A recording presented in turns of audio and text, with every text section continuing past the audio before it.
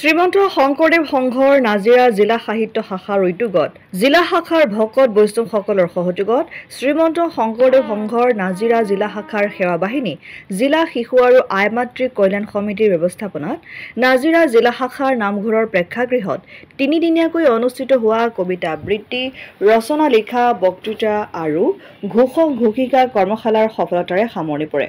উক্ত কৰ্মশালাত শ্ৰীমন্ত শংকৰদেৱ সংঘৰ মূলৰ সদস্য যতীন লাহন, নাজিৰা জিলা শাখাৰ সহ সম্পাদিকা মঞ্জু ঘৰফলীয়া আৰু জুমি গগৈ সমল ব্যক্তি হিচাপে অংশগ্ৰহণ কৰি ২০ৰো অধিক প্ৰশিক্ষাৰ্থীক প্ৰশিক্ষণ প্ৰদান কৰে। জয় গুৰু শংকৰ। আমি আপোনালোকক জয় জয়তে শ্ৰীমন্ত শংকৰদেৱ সংঘৰ নাজিৰা জিলা শাখাৰ তৰফৰ পৰা আন্তৰিক কৃতজ্ঞতা সেৱা জনাইছোঁ আৰু লগতে এইটো অৱগত কৰিব বিচাৰিছোঁ যে শ্ৰীমন্ত শংকৰদেৱ সংঘই প্ৰতিটো বৰ্ষত সাহিত্য আৰু সংস্কৃতিক কৰ্মশালা পাতি আমাৰ যি উত্তৰ প্ৰজন্ম এই প্ৰজন্মসকলক শিক্ষাৰে শিক্ষিত কৰি নিজকে এক গতিপথত যাবৰ কাৰণে আমি প্ৰচেষ্টা অব্যাহত ৰাখিছোঁ।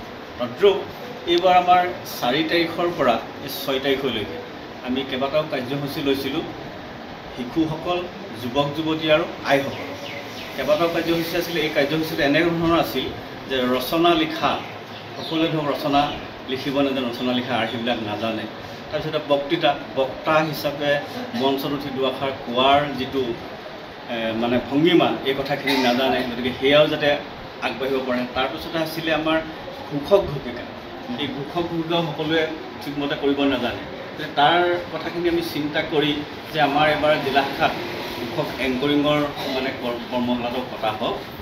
আমি মানে এই গোটেইকেইটা বিষয়ৰ কাৰণে বক্তা, ৰচনা, কবিতা আবৃত্তি আৰু ঘোষক ৪জনকৈ সমল ব্যক্তিক আমি আমন্ত্ৰণ জনালোঁ আৰু তেখেতলোকে ইতিমধ্যে আটাইকেইদিন থাকি আমাৰ কাৰ্যসূচীটো সফল সমাপন কৰাব খুব চেষ্টা কৰিলে।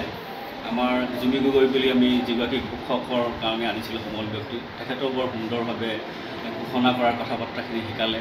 আবৃত্তিৰ যি বিষ্ণুপ্ৰিয়া তামুলী, এই তামুলী আইগৰাকীয়ে আবৃত্তিৰ প্ৰথম মানে আৰম্ভণিৰ পৰা প্ৰাণায়ামৰ যি প্ৰয়োজনীয়তা, সেই প্ৰাণায়ামৰ পৰা গোটেই কথাখিনি উচ্চাৰণ, ভংগীমা, এই গোটেই কথাখিনি মানে শিশুসকলক মানে আপ্লুত কৰি বুলি শিকালে। গতিকে আমি আজি শেষৰ দিনাখন গম পাইছোঁ যে সকলোৱে ভাল পাইছোঁ বুলি কৈছে। আবৃত্তিত মঞ্চত উঠি ইয়াত কৰ্মশালা লোৱা প্ৰত্যেকেই মঞ্চত উঠি দুআষাৰ আবৃত্তি কৰিব পাৰিব বুলি আমাৰ আজি অকণমান আমি দৃঢ় হৈছোঁ। লগে লগে আইসকলে কৈছে যে ৰচনা আমি লিখোঁহে, বিষয়বস্তু এটা লিখি দিওঁ, কিন্তু ৰচনাৰ যে এটা ব্যাকৰণ আছে, ৰচনাৰ যে এটা আৰ্হি আছে, আৰ্হিমতে লিখিলেহে যে ৰচনা এখন সৰ্বাংগ সুন্দৰ হয়, সেই কথাটো আজি বহুত ধৰক বয়োজ্যেষ্ঠ আই তেখেতলোকে আজিহে গম পাইছে। এনেকুৱা কথাত আৰু যে আমাৰ এই ৰচনাৰ যোগেদি শব্দৰ ভাণ্ডাৰ যে আমি গোটাব পাৰোঁ আৰু আমাৰ মানে যি অসমীয়াৰ সাহিত্যৰ যি উত্তৰণ, এই উত্তৰণ যে কৰিব পাৰোঁ, সেই কথাখিনি উপলব্ধি কৰিছে। আৰু আমাৰ জিলা শাখাৰ উদ্যোগত আমাৰ শিশু মানে আমাৰ কল্যাণ সমিতি, আইমাতৃ কল্যাণ সমিতি, সেৱা বাহিনী আৰু সাহিত্য শাখাৰ যি যৌথ প্ৰচেষ্টাত এই কাৰ্যসূচীটো হ'ল।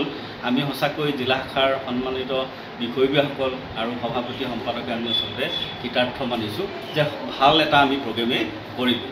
তাৰোপৰি আমাৰ অহা ২৪ জুলাইৰ পৰা নাটৰ মানে এক কৰ্মশালা হ'ব 10 দিন। তালৈও আমাৰ সেই পবিত্ৰকৰণ কৰা বা আহিব মূল সংঘৰ মানে গৱেষণা পৰিষদৰ তেখেতে আহিব। আৰু তাৰ লগে লগে কি হৈছে, অহা 10 তাৰিখৰ পৰা আমাৰ প্ৰতিখন আঞ্চলিক শাখাত যে আমাৰ যে অক্টোবৰ মাহৰ 10-11 অক্টোবৰ যে আমি নাট সমাৰোহ পাতিম, সেই নাট সমাৰোহৰ কাৰণে আমাৰ 10 তাৰিখৰ পৰা প্ৰতিখন আঞ্চলিক শাখাত কৰ্মশালা অনুষ্ঠিত হ'বলৈ গৈছে। আমি খুব সুখী যে আমাৰ জিলাখনৰ 6খন আঞ্চলিকতে এতিয়া সাংস্কৃতিক আৰু সাহিত্যৰ বাতাবৰণ হৈছে। এইখিনিকে আপোনালোকক আমি জনাইছোঁ। কৃষ্ণ জয় গুৰু। নাজিৰাৰ পৰা যদুমণি হাজৰিকা ৰিপৰ্ট, অসম আদিত্য।